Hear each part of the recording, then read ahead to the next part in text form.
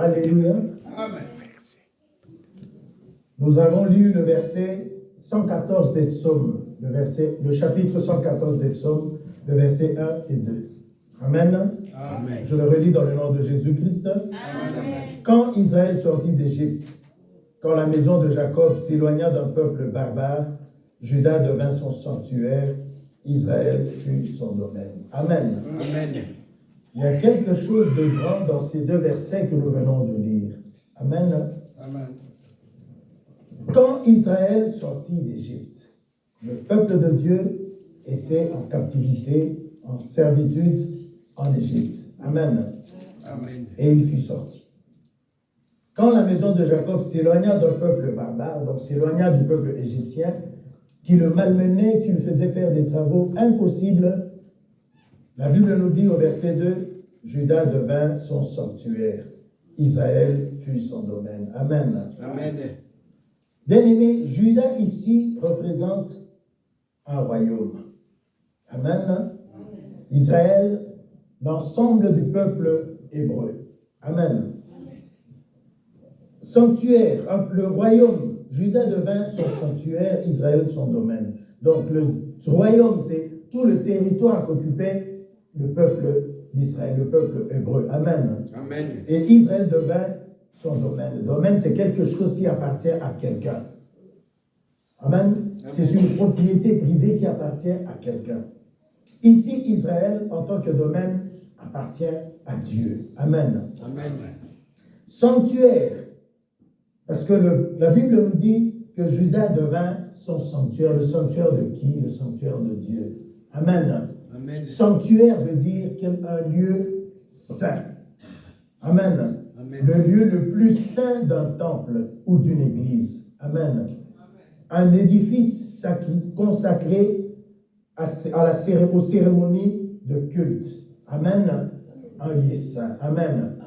Le pasteur nous dit souvent que nous sommes ici devant la chair, c'est un lieu saint. Il faut faire très attention à ce que nous disons ici, à ce que nous faisons ici. Amen. Amen. Nous ne pouvons pas faire n'importe quoi et dire n'importe quoi devant la chair. Amen. Amen. Ce n'est pas un lieu de dispute, ce n'est pas un lieu de jeu. C'est un lieu saint. Saint, c'est-à-dire qui appartient à Dieu. C'est un lieu où nous venons lire la parole de Dieu. Amen. Amen. Et écouter ce que Dieu a préparé pour chacun d'entre nous. Amen. Amen. Ici, bien-aimé, le thème de ce matin, c'est en route vers 2025 avec Jésus-Christ. Amen. Amen. Notre sœur Judith nous a parlé tout à l'heure de se préparer pour entamer l'année 2025. Amen. Amen. Amen. Nous avons dit que Juda était un royaume. Israël, son domaine. Donc le royaume de Dieu qui appartenait au peuple de Dieu. Amen. Nous sommes, depuis le jour où nous avons accepté Jésus-Christ comme Seigneur et Sauveur de notre vie, nous sommes aussi devenus un lieu saint. Parce que c'est dans notre cœur, dans notre âme que vit Jésus. Amen. Amen.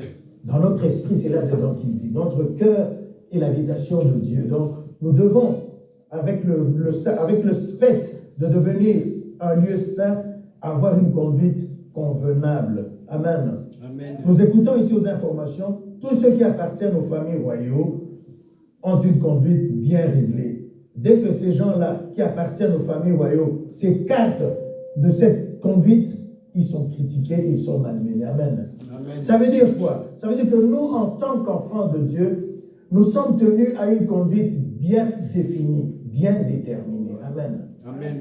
Donc, nous sommes ici au mois de décembre, le début du mois. Nous sommes le 8 aujourd'hui. Donc, dans une vingtaine de jours, nous terminons l'année 2024. Amen. Amen. Nous sommes donc, bien-aimés, en tant qu'hommes sages, nous avons le rôle d'évaluer ce que nous avons fait en 2024. Amen. Amen. Tout au long de l'année 2024, nous étions ici au culte, à la prière le mardi, à la prière le samedi, et écouter la parole le dimanche. Depuis le mois de janvier jusqu'à maintenant au mois de décembre. Qu'avons-nous fait de cette parole que nous avons écoutée? Amen. Amen. Notre Dieu, qui est amour, a manifesté envers nous son amour. Et il a fait beaucoup de choses pour nous. Qu'avons-nous fait de toutes ces choses que l'Éternel a fait pour nous? Amen. Amen. Nous parlons de l'année 2024 qui tend vers sa fin. Amen. Amen. Puisque nous sommes enfants de Dieu, notre évaluation reposera sur 3 choses essentielles. Amen. Amen. Quelles sont ces 3 choses essentielles? Ce sont les choses dont nous allons parler tout à l'heure. Amen. Amen. Premièrement, notre marche avec Dieu. Deuxièmement, la gestion des bénédictions. Et troisièmement, la relation sociale. Amen. Amen. Il est notre Dieu, il est notre Père, qui chaque jour nous a témoigné son amour et nous a donné des instructions. Amen. Amen. Dans tout ce qu'il a fait pour nous, nous lui avons rendu grâce. C'est la question que nous pouvons nous poser. De 2024, au mois de janvier 2024, jusqu'à maintenant en décembre, Dieu nous a fait des tas de choses. Il nous a bénis, il nous a fait des grandes choses. Nous lui avons rendu grâce. Amen. Amen. Amen. Nous pouvons nous poser cette question-là. De tout ce que Dieu a fait pour nous, est-ce que nous lui avons rendu grâce? Avons-nous obéi à ses directives? Amen. Amen. Prenons le livre de Genèse, chapitre 3. Nous allons lire quelque chose là-bas qui va nous permettre d'avancer. Genèse, chapitre 3, le verset 1 à 19. Je lis dans le nom de Jésus-Christ. Amen. Le serpent était le plus rusé de tous les animaux des champs que l'Éternel Dieu avait fait. Il dit à la femme, Dieu a-t-il réellement dit, vous ne mangerez pas de tous les arbres du jardin? La femme répondit au serpent, nous mangeons du fruit des arbres du jardin. Quant au fruit de l'arbre qui est au milieu du jardin, Dieu a dit, vous n'en mangerez point et vous n'y toucherez point, de peur que vous ne mouriez. Alors le serpent dit à la femme, vous ne mourrez point. Mais Dieu sait que le jour où vous en mangerez, vos yeux s'ouvriront et que vous serez comme des dieux, connaissant le bien et le mal. La femme vit que l'arbre était bon à manger et agréable à la vue et qu'il était précieux pour ouvrir l'intelligence. Elle prit de son fruit et en mangea. Elle en donna aussi à son mari qui était auprès d'elle et il en mangea. Les yeux de l'un et de l'autre s'ouvrirent. Ils connurent qu'ils étaient nus et ayant cousu des feuilles de figuier, ils s'en firent des ceintures. Alors ils entendirent la voix de l'Éternel Dieu qui parcourait le jardin vers le soir. Et l'homme et sa femme se cachèrent loin de la face de l'Éternel Dieu au milieu des arbres du jardin. Mais l'Éternel Dieu appela l'homme et lui dit, « Où es-tu » Il répondit, « J'ai entendu ta voix dans le jardin et j'ai eu peur, parce que je suis nu et je me suis caché. » Et l'Éternel Dieu dit, « Qui t'a appris que tu es nu? Est-ce que tu as mangé de l'arbre dont je t'avais défendu de manger? » L'homme répondit, la femme que tu as mis auprès de moi m'a donné de l'arbre et j'en ai mangé. Et l'Éternel dit à la femme, pourquoi as-tu fait cela? La femme répondit, le serpent m'a séduite et j'en ai mangé. L'Éternel Dieu dit au serpent, puisque tu as fait cela, tu seras maudit entre tous les bétails et entre les animaux des champs. Tu marcheras sur ton ventre et tu mangeras de la poussière tous les jours de ta vie. Je mettrai inimitié entre toi et la femme, entre ta postérité et sa postérité. Celle-ci t'écrasera la tête et tu lui blesseras le talon. Il dit à la femme, j'augmenterai la souffrance de tes grossesses et tu enfanteras avec douleur. Et tes désirs se porteront vers ton mari, mais il dominera sur toi. Il dit à l'homme, puisque tu as écouté la voix de ta femme et que tu as mangé de l'arbre au sujet duquel je t'avais donné cet ordre, tu n'en mangeras point. Le sol sera maudit à cause de toi. C'est à force de peine que tu tireras ta nourriture tous les jours de ta vie. Il te produira des épines et des ronces, et tu mangeras de l'herbe des champs. C'est à la sueur de ton visage que tu mangeras du pain, jusqu'à ce que tu retournes dans la terre d'où tu as été pris. Car tu es poussière et tu retourneras dans la poussière. Amen. Amen. Amen. Amen. Nous avons dit au départ, j'ai dit au départ que nous avons parlé de 3 points. Nous commençons par notre marche avec Dieu. Quelle a été notre marche avec Dieu depuis le mois de janvier jusqu'à aujourd'hui? De tout ce que le Seigneur a fait pour nous, nous lui avons rendu grâce. Amen. Amen. Avons-nous obéi à ses directives? Ou nous sommes nous comportés comme Adam et Ève? Amen. Amen. Ils ont commis un péché de désobéissance. Ils se sont mis à se cacher. Amen. Amen. Au lieu d'assumer leur péché, ils se sont mis à s'accuser l'un et l'autre. Amen. Amen.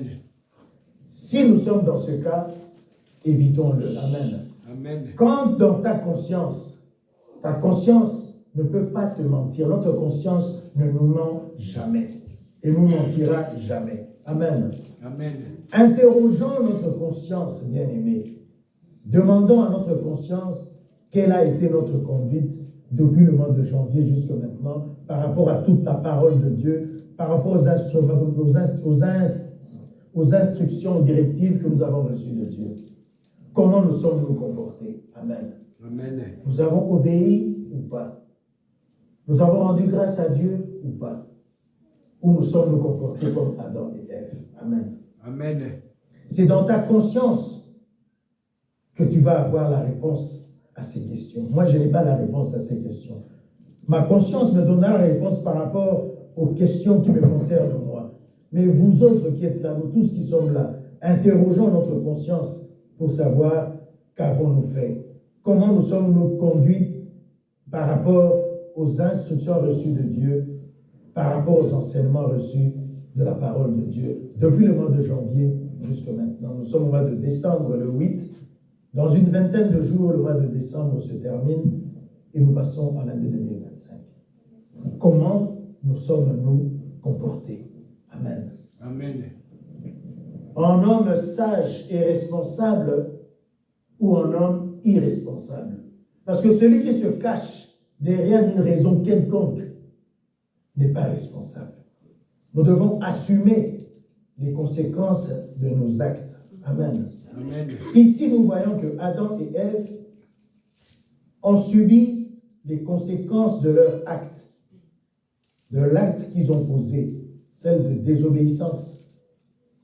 Ils ont désobéi au commandement de Dieu. Vous ne touchez pas, vous ne mangez pas ce fruit. Ils l'ont mangé. Au lieu d'accepter qu'ils ont commis un péché de désobéissance, ils se mettent à donner des explications. C'est la femme que tu as à côté de moi qui m'a donné le fruit et que j'ai mangé. Quant à la femme, c'est le serpent qui m'a séduit. Amen. Amen. Bien-aimés dans la vie, dans notre vie de tous les jours, bien de circonstances peuvent se présenter à nous. Mais ayons toujours la parole de Dieu comme repère. C'est la parole de Dieu qui doit être le repère de notre vie de tous les jours. Ce n'est pas parce que tu as vu le voisin brûler le feu que tu vas aussi brûler le feu rouge. Amen. Amen. Lui a brûlé, rien ne lui est arrivé. Mais quand toi tu vas brûler le feu, quelqu'un va t'écraser. Amen. Amen. La parole de Dieu doit être notre seul repère. Pas l'un de nos repères, mais notre seul repère. Parce que depuis le mois de janvier jusqu'à maintenant, si nous venons à l'église régulièrement, c'est pour écouter la parole de Dieu et faire de cette parole la base de notre vie. Amen. Amen. Dieu nous a bénis, Dieu nous a délivrés, il nous a fait de grandes choses. Il a guéri nos enfants, nos parents, nos frères, nos soeurs qui étaient malades. Lui avons-nous rendu grâce. Si nous n'avons pas rendu grâce à Dieu, notre pensée, notre conscience va nous le reprocher. Amen. Amen. Et quand notre conscience nous reproche, ne nous battons pas contre cette conscience. Ne cherchons pas de querelle avec notre conscience, parce qu'elle ne peut pas mentir. Amen. Soyons des hommes sages et respectueux par rapport à la parole de Dieu. Amen. Amen. Si nous avons commis un péché, acceptons que nous avons péché. Car chaque acte que nous posons sur cette terre a une conséquence, en bien ou en mal. Nous voyons ici que le serpent, qui est la base de tous les péchés d'Adam et de Ève, a été le premier à être réprimandé. Et il a été le premier à subir les conséquences de l'acte qu'il avait posé. Amen. Amen. Il ne faut pas se dire ou croire que Dieu n'a puni que Adam et Ève. Le serpent était le premier à subir les conséquences de l'acte qu'il avait posé. Amen. Amen. Il a séduit la femme et la femme a séduit l'homme. Quant aux hommes, c'est bien d'écouter nos femmes. Mais quand nos femmes nous disent des choses, voyons dans ce qu'elles nous disent si cela correspond à ce que Dieu dit. Amen. Amen. Si cela ne correspond pas à la parole que Dieu nous dit, disons non. Amen. Amen. On doit écouter nos femmes et dire ce qu'elles nous demandent de faire. Mais ce que nous devons faire doit d'abord correspondre à la volonté de Dieu. La volonté de Dieu, c'est sa parole. Amen. Amen. Si ce qu'elles nous disent ne correspond pas à la parole de Dieu, évitons de poser les actes. Amen. Amen. Abraham et Sarah.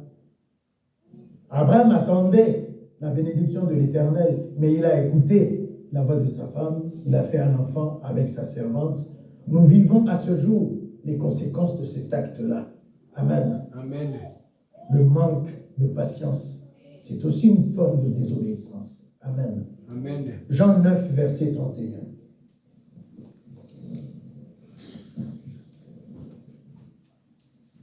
Je lis dans le nom de Jésus-Christ. Nous savons que Dieu n'exauce point les pécheurs. Mais si quelqu'un l'honore et fait sa volonté, c'est celui-là qui l'exauce. Amen. Amen. Nous avons parlé de notre marche avec Dieu. Nous avons posé la question à notre conscience. Notre conscience nous a dit que nous avons péché. Amen. Amen. Que devons-nous faire quand notre conscience nous a reproché d'avoir commis un péché? Amen. Nous devons retourner vers Dieu, reconnaître ses péchés et demander pardon à Dieu. Amen. Le deuxième point, c'est la gestion des bénédictions. Amen. Amen. Les bénédictions que Dieu nous accorde. Dieu nous a bénis et accordé beaucoup de biens par sa grâce. Les avons-nous gérés pour sa gloire ou pas? Avons-nous soutenu son œuvre? Avons-nous soutenu ses serviteurs? Avons-nous favorisé l'évangélisation? Quelle a été notre attitude par rapport aux membres de notre propre famille? Notre attitude par rapport aux indigents, par rapport aux malades, par rapport aux veuves et aux orphelins? Quand Dieu nous a bénis, quelle a été notre attitude? Quelle a été notre conduite? Amen. Amen. Nous venons ici, nous prions, Dieu bénis-moi, Dieu fais-moi sortir de cette catastrophe, j'ai un problème, il n'y a pas de solution. Dieu t'apporte la solution. Mais quand tu as eu la solution, qu'as-tu fait?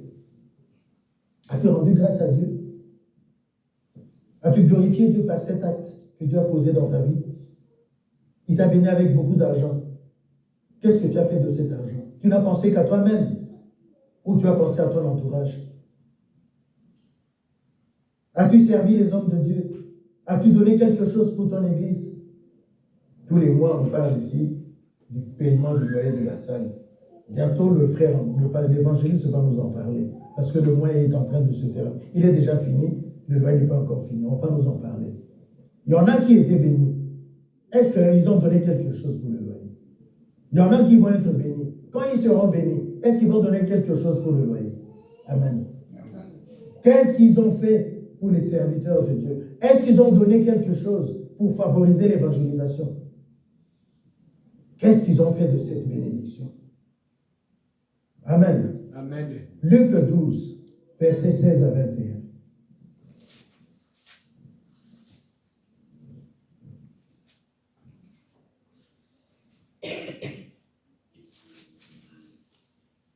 Je lis dans le nom de Jésus-Christ. Et il leur dit cette parabole. C'est Jésus qui dit cette parabole à ses disciples. Amen. Amen. Les terres d'un homme riche avaient beaucoup rapporté. Il raisonnait en lui-même, disant, « Que ferai-je, car je n'ai pas de place pour serrer ma récolte. Voici, dit-il, ce que je ferai. J'abattrai mes greniers, j'en bâtirai de plus grands. J'y amasserai toute ma récolte et tous mes biens. Et je dirai à mon âme, tu as beaucoup de biens en réserve pour plusieurs années. Repose-toi, mange, bois et réjouis-toi. » Mais Dieu lui dit, « Insensé, cette nuit même, ton âme te sera redemandée. Et ce que tu as préparé, pour qui cela sera-t-il? Il en est ainsi de celui qui amasse des trésors pour lui-même et qui n'est pas riche pour Dieu. » Amen. Amen. Nous avons écouté ici le comportement de cet homme riche. Ses champs avaient produit plusieurs bonnes récoltes. Donc, avec cette récolte, il se disait au fond de lui, avec ce que j'ai récolté cette année, je peux vivre pendant des années tranquillement. Amen. Amen. Il n'a pas pensé à ses voisins. Il n'a pas pensé à sa famille. Il n'a pensé qu'à lui-même. Amen. Amen. Il n'a pensé qu'à lui-même. Toi, quand tu seras béni ou quand tu étais béni, qu'est-ce que tu as fait de ta bénédiction? Amen. Amen. Quand j'étais à l'internat avec mon jeune frère, il avait une drôle d'habitude. Quand il avait son sandwich et que quelqu'un lui demandait, il disait non. Il ne donnait pas. Si vous insistez, il vous le donne et il commence à pleurer. Amen. Amen. Il ne voulait pas partager son pain. C'est mon jeune frère qui est décédé. On était à l'école primaire, au Congo là-bas, à l'intérieur, à 60 km de Kikwit, aller vers Ville-Soa. Quand il avait sa boîte de sardines qu'il avait ouverte, que les voisins demandaient, il mettait de la salive dedans. Pour empêcher aux autres de manger. Pour dire, voilà, j'ai mis ma salive dedans, donc personne ne vient me demander. Parce que je ne donnerai à personne. Si vous insistez, il vous le donne. Mais il se met à pleurer. Parce qu'il ne voulait pas partager avec les autres. Ce qui lui appartenait était à lui. Amen. Amen. Bien-aimé, quand tu as un morceau de pain et que tu vois que ton voisin n'en a pas, partage ce morceau de pain avec le voisin. Amen. Amen. Parce que si tu ne sais pas partager ce petit morceau de pain avec ton voisin plutôt, le jour où tu auras 10 pains, tu ne vas pas partager. Amen. Amen. Parce que c'est avec peu de choses qu'on est déjà bon au départ. Si avec peu de choses, on n'est pas bon, même si on a des grandes choses, on ne sera jamais bon. Amen. Parce que c'est le départ qui compte. Si tu es égoïste, tu ne partages pas tes biens avec les autres, tu es déjà mal parti. Amen. Parce que le jour où tu en auras beaucoup, tu ne partageras pas. C'est quand on a peu qu'il faut commencer à partager. Amen. Amen. Notre riche laboureur ici n'a pas pensé aux autres. Il n'a pensé qu'à lui-même. Il se disait au fond de lui, j'ai un petit hangar, je vais le casser, le détruire et en construire un plus grand. Comme ça, je vais amasser tout ce que j'ai récolté cette année. Comme ça, je serai tranquille pendant plusieurs années. Amen. Amen. Il ne s'est pas dit que dans le village, il y avait des veuves. Il ne s'est pas dit que dans le village, il y avait des orphelins qui n'avaient pas de quoi manger, de quoi se nourrir. Il n'a pensé qu'à lui. Amen. Amen. Mais ce Dieu qui a permis que ce champ de ce monsieur puisse donner une grande récolte, ne savait pas qu'autour de lui, il y avait des indigents. Amen. Amen. Dieu le savait. Et Dieu a permis à notre bon laboureur d'acquérir beaucoup de récoltes cette année-là, de manière à ce qu'il puisse en donner aussi aux autres. Amen. Amen. Lui ne l'a pas pris comme ça. Ne soyons pas comme ce bon laboureur. Amen. Amen. Soyons comme celui qui partage un seul morceau de pain avec son entourage. Amen. Amen. On le voit souvent au réfectoire dans le travail, quelqu'un a de quoi manger, d'autres donnent aux autres, partagent. Mon frère, tu peux. Certains refusent, mais au moins il a fait le geste, il a posé l'acte. Ici, ce n'est pas la quantité que tu donnes, c'est l'acte que tu poses qui est important. Amen. On ne te demande pas de donner tout le pain au voisin parce que le voisin a faim. Parce que toi aussi, tu avais faim. C'est pour ça que tu as apporté ce morceau de pain. Mais coupe ce morceau de pain, donne une partie au voisin. Amen. Amen. Vous n'allez pas vous rassasier, certes, mais c'est le geste. Le voisin verra le geste que tu as posé. Un jour, il s'en souviendra. Amen. Amen. Un jour, il deviendra ministre. Il aura beaucoup d'argent. Il se souviendra de ce geste-là, de ce petit morceau de pain que tu lui avais donné. Et un jour, peut-être, tu te retrouveras dans le besoin. Tu n'as rien. Mais lui, il sera dans l'aisance. Il se souviendra de cet acte. Ah, mais ce frère, un jour, à l'internat, j'avais pas de quoi manger. Un jour, au réfectoire, j'avais pas de quoi manger. Il m'a coupé son morceau de pain. Ce morceau de pain m'avait beaucoup aidé. J'avais tellement faim ce jour-là. Sans ce morceau de pain, je ne sais pas comment ma journée se serait terminée. Amen. Amen. Il va se souvenir de toi. C'est l'acte qui est important. Dieu n'a pas demandé à ce riche laboureur de donner sa récolte à tout le village. Non. Il voulait simplement voir comment ce monsieur, ce bon laboureur, allait se comporter. Amen. Il s'est mal comporté. De moi à vous, tu as fait une récolte, tu te dis, mon grenier est petit, je vais le casser et construire un plus grand.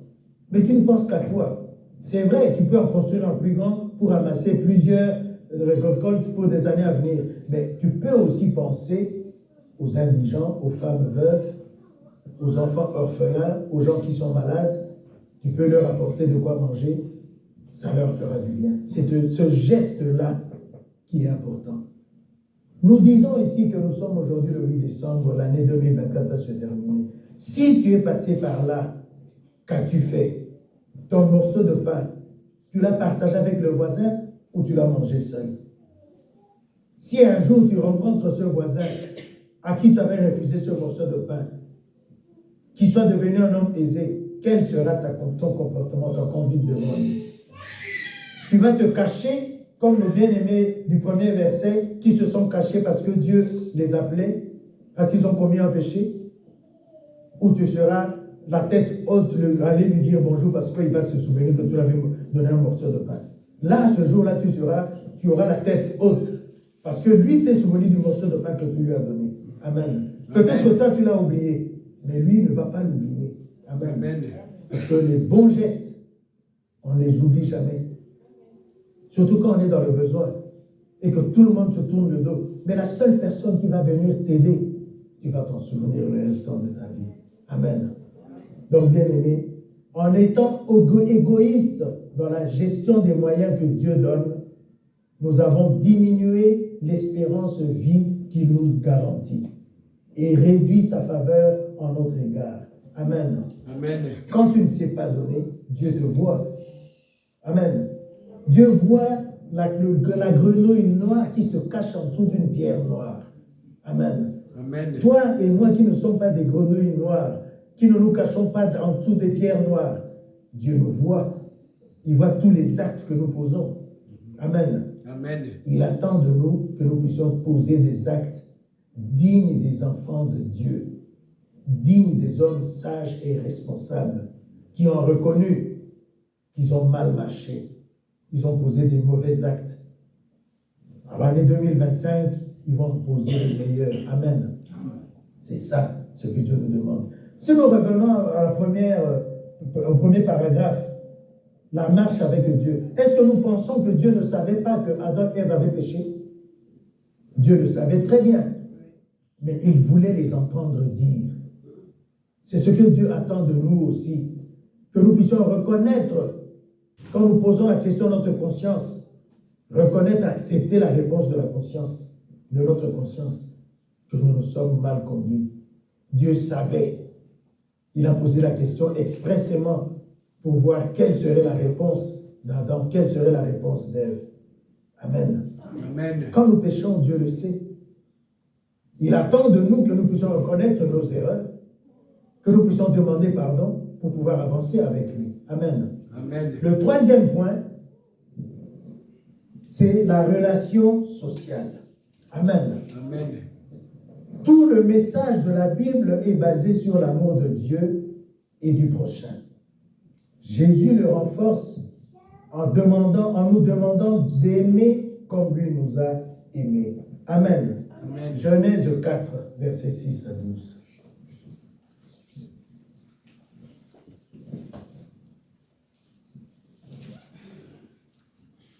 Je lis dans le nom de Jésus-Christ. Amen.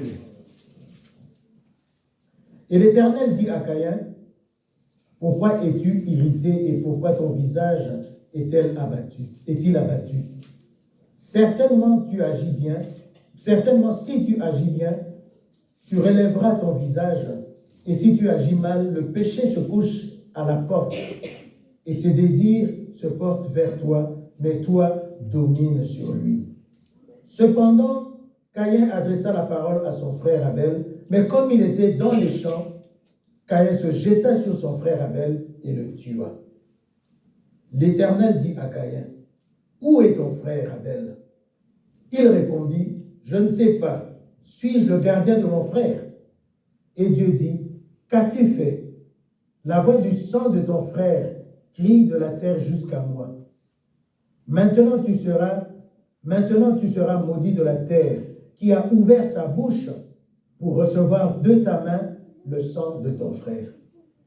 Quand tu cultiveras le sol, il ne te donnera plus sa richesse. Tu seras errant et vagabond sur la terre. » Amen. Amen. Nous parlons de la relation sociale.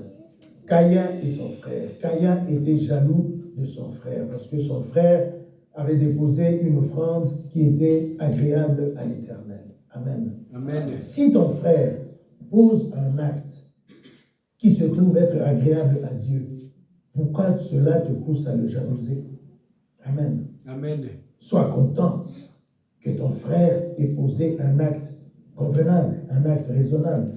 Amen. Amen. Comment avons-nous pratiqué cela dans notre relation sociale, dans notre relation professionnelle au travail, envers les autres? Avons-nous été des agents de réconciliation, de paix ou de consolation? Amen. Amen. Nos frères, nos sœurs ont eu des problèmes, certains ont perdu leurs frères, certains ont perdu leur mère. Qu'avons-nous fait? Avons-nous appelé pour présenter les condoléances, pour soulager, pour accompagner notre frère ou notre sœur qui est dans le deuil? Qu'avons-nous fait? Amen. Amen. On t'a dit que ton frère était malade, qu'as-tu fait? Es-tu passé à l'hôpital lui rendre visite? Ou un simple coup de fil pour savoir comment se conduit-il, comment il est, dans quelle santé il est, dans quel état de santé il est? Amen. Amen. Tu vois 2-3 dimanches d'affilée, ton frère ou ta soeur, tu ne le vois pas à l'église. L'as-tu appelé pour savoir les raisons pour lesquelles il n'est pas là? Dieu connaît les raisons. Mais nous ne sommes pas Dieu pour savoir ce qui a empêché notre frère, notre soeur de ne pas être culte. L'as-tu appelé? Amen. Amen. Es-tu parti lui rendre visite? Amen. Amen. C'est ça, la relation sociale. Ça n'a rien à voir avec la bénédiction, ça n'a rien à voir avec la relation avec Dieu. C'est la relation sociale, la relation d'homme à homme. Amen. Amen. C'est la représentation de l'amour. Amen. Amen. C'est ce que Dieu nous demande, de nous aimer les uns les autres comme Dieu nous a aimés. Amen. Ton frère était malade, l'as-tu appelé? Ta sœur était malade, l'as-tu appelé? Ton voisin avait des problèmes. Qu'as-tu fait pour ce voisin? Pour cette personne que tu connaissais, qui a eu des difficultés? Amen. Posons-nous ces questions-là, du premier paragraphe jusqu'à maintenant, de la relation avec Dieu, de la bénédiction que Dieu nous a donnée et de notre relation sociale. Posons-nous les questions, bien-aimés. Ces questions, nous les posons à notre conscience. Notre conscience ne peut pas nous mentir. Parce que la parole de Dieu nous dit, quand tu sais faire le bien, mais tu ne le fais pas, tu commets un péché. Amen. Amen. Dieu ne demande pas à quelqu'un qui a un morceau de pain de donner la totalité de son pain à celui qui a faim. Non. Tu peux aussi le faire parce que tu n'as pas excessivement faim. Mais tu demandes de faire un geste. Tu lui coupes un morceau, tu lui donnes. Amen. Amen. Tu te souviendras de ce geste-là. Amen. Amen. Quand tu étais béni, qu'est-ce que tu as fait? As-tu rendu service aux hommes de Dieu? As-tu rendu service aux frères et sœurs à l'église? As-tu participé au lait de l'église, aux différents frais pour permettre le fonctionnement de l'église? Qu'as-tu fait? Amen. Amen. Dans tes relations sociales, qu'as-tu fait? Posons-nous toutes ces questions-là de ce que nous avons fait depuis le 1er janvier 2024 jusqu'à aujourd'hui. Amen. Amen. Parce que dans une vingtaine de jours, nous entrons en 2025. Donc nous devons nous préparer. Cette préparation se base sur notre évaluation. L'évaluation de ce que nous avons fait, de la parole de Dieu que nous avons écoutée depuis le mois de janvier jusqu'à maintenant. On ne peut pas passer de l'année 2024 à l'année 2025 comme si rien ne s'était passé. Amen. Amen. Même si Dieu n'avait rien fait, mais il t'a gardé en vie. Ce n'est pas une grande chose déjà. Parce qu'en 2024, beaucoup nous ont quittés. Beaucoup sont partis. Toi, tu n'as rien fait, mais tu es en vie. As-tu rendu grâce à Dieu parce que tu es en vie? Tu n'es pas tombé malade. As-tu rendu grâce à Dieu? Tu as eu la possibilité de rendre service. L'as-tu fait? Posons-nous ces questions-là. Nous allons les poser à notre conscience d'une manière sincère. La conscience ne nous mentera jamais. La conscience ne ment pas. Ne nous disputons pas, ne nous battons pas avec notre conscience. Parce que ça ne sert à rien. Amen. Reconnaissons que nous avons péché. Reconnaissons que nous avons mal marché. Et souvent cherchons un terrain pour avoir la solution. Amen. Amen. Comment réparer ces manquements? Amen.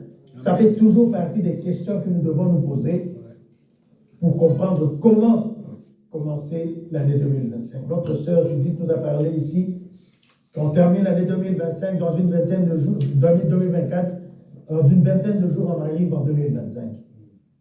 Comment avons-nous passé l'année 2024? Non par rapport à nous, mais par rapport à toute la parole que nous avons reçue depuis le mois de janvier jusqu'à aujourd'hui. Qu'avons-nous fait par rapport aux directives que Dieu nous a données? Amen. Amen. Comme l'enfant prodige, rentrons en nous-mêmes et examinons-nous sincèrement. Amen. Amen. L'enfant prodige avait reçu les bénédictions de son père. Il est parti dans un pays lointain, il a tout bouffé. Mais dans ça, il a interrogé sa conscience qui lui a dit, mais tu as mangé tout l'héritage que ton papa t'avait donné. Retourne vers ton père, il ne te rejettera pas. L'enfant prodige a écouté sa conscience et il est retourné vers son père. Amen. Amen. Toi et moi, vous et moi, quand notre conscience va nous faire cette reproche-là, qu'allons-nous faire? Amen. Amen. Confessons nos péchés, répentons-nous afin que le Père nous pardonne et nous purifie. Amen. Décidons d'une vie nouvelle en Christ, renouvelons notre engagement avec le Seigneur Jésus et manifestons-le par notre transformation. Nous devons transformer notre vie. Parce qu'avant que nous n'arrivions en Christ, nous avions une certaine manière de vivre. Depuis que nous sommes devenus enfants de Dieu, avec la parole de Dieu, nous sommes contraints à devenir une nouvelle personne. Amen. Amen. 2 Corinthiens 5, verset 17. Tout le monde connaît ce verset. Mais est-ce que tout le monde confesse ou pratique ce verset? Amen. Je lis dans le nom de Jésus. Si quelqu'un est en Christ, il est une nouvelle créature. Les choses anciennes sont passées. Voici toutes choses sont devenues nouvelles. Amen. Amen. Verset 18 nous dit, et tout cela vient de Dieu, qui nous a réconciliés avec lui par Christ et qui nous a donné le ministère de la réconciliation. Amen. Amen. En 2024, tu avais des problèmes, tu t'étais querellé avec un frère, avec une sœur, avec un ami, avec un collègue de travail. Qu'as-tu fait de cette querelle?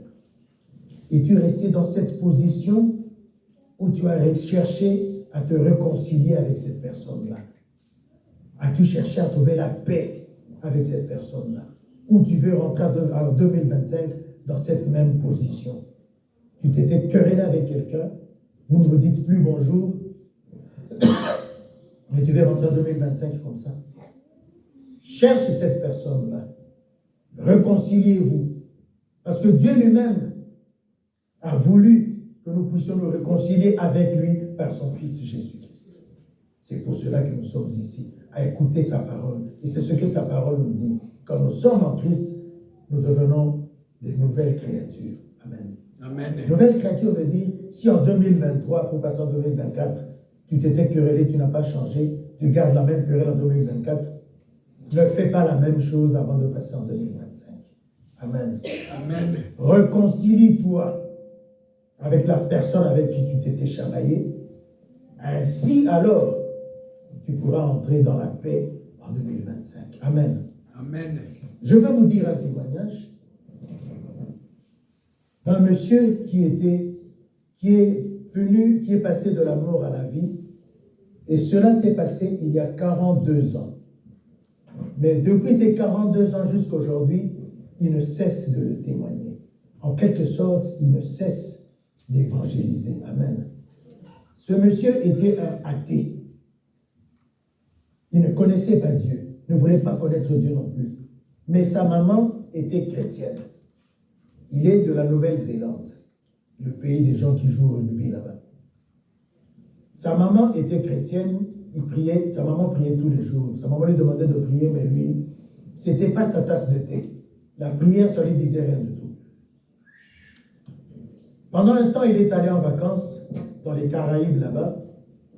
Comme il aime plonger, il est allé plonger avec ses collègues de la Guadeloupe là-bas. Eux, ils avaient des combinaisons qui couvraient tout le corps. Mais lui n'avait pas porté une combinaison qui couvrait tout le corps. Les mains et le visage n'étaient pas couverts. Amen. Amen. Ils sont allés plonger. Et dans cette partie de la mer, il y a des méduses. Quelqu'un connaît les méduses? C'est des animaux qui sont transparents comme ça. Et il y a une méduse qu'on appelle Cuba. Sa morsure peut être mortelle. Si cette méduse vous mord dans l'heure qui suit, les conséquences commencent déjà. À la deuxième heure, si vous ne vous faites pas soigner, si vous n'avez pas d'antidote, vous pouvez mourir. Amen. Amen. Ce monsieur a été piqué par une méduse, cette méduse Cuba. Il a senti qu'il n'avait plus la maîtrise de sa main droite. Il ne pouvait plus bouger sa main droite. Il fallait absolument qu'il sorte, mais avec une seule main, une seule jambe, parce que sa main droite et son pied droit ne fonctionnaient plus. C'était difficile pour lui de regagner la rive pour sortir de l'océan. Un jeune homme de 9 ans l'a aidé, l'a poussé jusqu'à la rive. Amen. Amen. Arrivé avant de sortir, pendant qu'on le conduisait vers la rive, une deuxième méduse est venue le piquer. Amen. Amen. Donc la situation s'est encore aggravée. Amen. Alors pendant qu'il est arrivé sur la rive, l'hôpital le plus proche se trouvait à quelques kilomètres de la plage. Donc ce n'était pas la porte d'à côté. Donc il fallait soit un véhicule ou une ambulance carrément pour le conduire à l'hôpital. Amen. Personne n'était disposé à l'emmener à l'hôpital. Pendant qu'il était dans l'eau, qui cherchait à retourner vers la rive, une voix lui dit « Ne ferme pas les yeux, sinon tu vas mourir. » Il a regardé à gauche et à droite, il n'a vu personne. Il était tout seul. Mais quelle est cette voix qui m'a parlé? Avant d'arriver à la rive, cette même voix lui a encore parlé « Ne dors pas. Si tu dors, tu vas mourir. » Amen. Mais Amen. il ne voit personne. Mais qui m'a parlé? Il a cherché, il a des personnes pour l'aider. Personne n'était disposé à l'aider pour l'emmener à l'hôpital. Après, les gens ont fini par l'aider et l'amener à l'hôpital. Je coupe pour essayer de gagner du temps.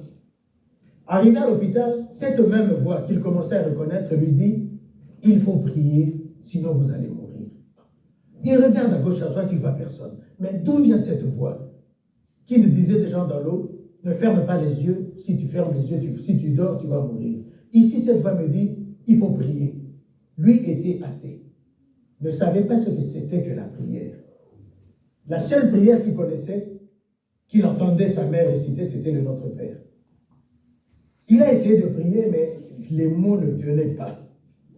Il ne savait pas à quoi ressemblait ce Notre Père. Il entendait sa maman réciter le Notre Père. Mais lui-même étant athée, ne savait pas comment faire pour réciter ce Notre Père-là. La voix lui dit encore, prie. Si tu ne pries pas, tu vas mourir. Il regarde, il voit les médecins, les infirmières. Eux n'étaient pas occupés, ils étaient occupés à le ramener en vie, mais ils ne lui parlaient pas comme ça. Alors, au fond de lui, sur le lit de l'hôpital, pendant que les médecins et les infirmières étaient occupés à le ramener à la vie, il s'est rendu compte qu'il devait prier. Il a décidé au fond de lui qu'il fallait obéir à cette voix qui lui disait de prier. Dès qu'il a décidé de commencer à prier, les paroles du Notre Père sont venues. Il s'est mis à réciter le Notre Père. Il n'a pas compris comment c'est arrivé. Mais dès qu'il avait décidé de prier, le Notre Père lui est revenu. Il a récité tout le Notre Père jusqu'à la fin. Et à la fin de cette prière, il est rentré dans un trou noir. Il ne voyait plus rien, n'entendait plus rien. Il s'est revu dans un long tunnel sombre. Et au fond du tunnel, il y avait une lumière. Arrivé à cette lumière, il a entendu la voix qui lui parlait pendant qu'il était dans l'eau et à l'hôpital, qui lui demandait de prier. Comment as-tu fait pour arriver ici? Tu as quand même prié. Il reconnaît, non, il m'a dit, cette voix, je l'ai écoutée dans l'eau et à l'hôpital. C'est la même voix qui me parle maintenant. Il s'est rendu compte que c'était la voix de Jésus. C'est Jésus qui lui parlait. Dans cet état, dans cette lumière, il a vu Jésus comme une lumière qu'il ne pouvait pas exprimer.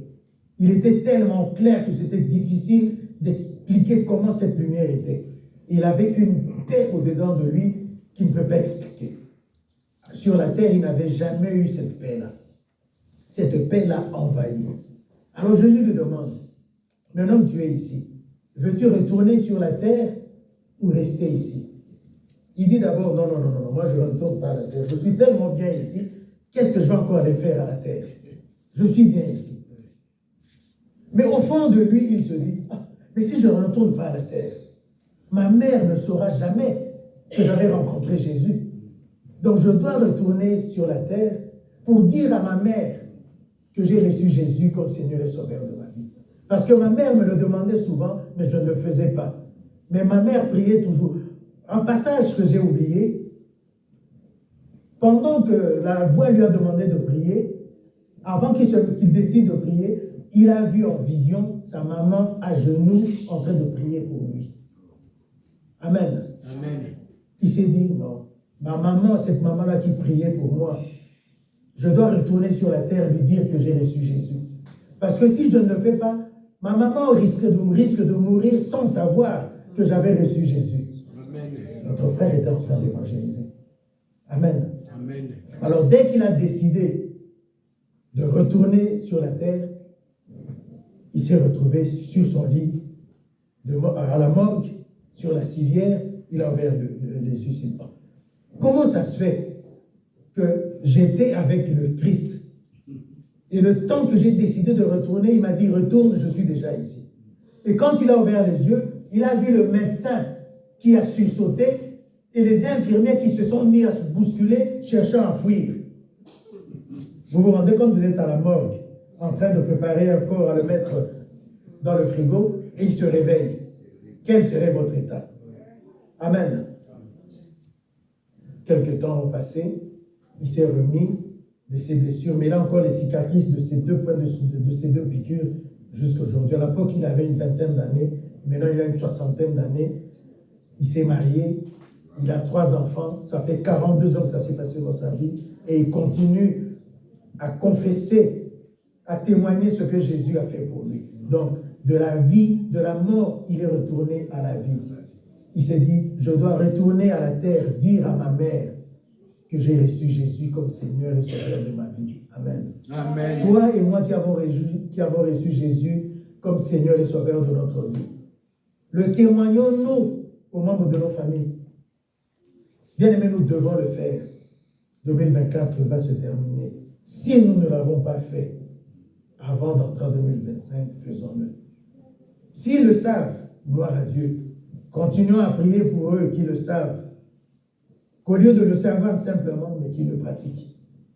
Qu'ils acceptent aussi Jésus dans leur vie, qu'ils témoignent de Jésus-Christ dans leur vie de tous les jours, afin de pouvoir avancer. Amen. Amen. Donc, la marche avec Dieu, la gestion des bénédictions que Dieu nous donne, et la vie sociale. Amen. Amen. Les 3 points qui sont la base de notre évaluation de l'année 2024 qui se termine avant que nous ne rentrions en 2025. Amen. Amen. Que Dieu nous bénisse.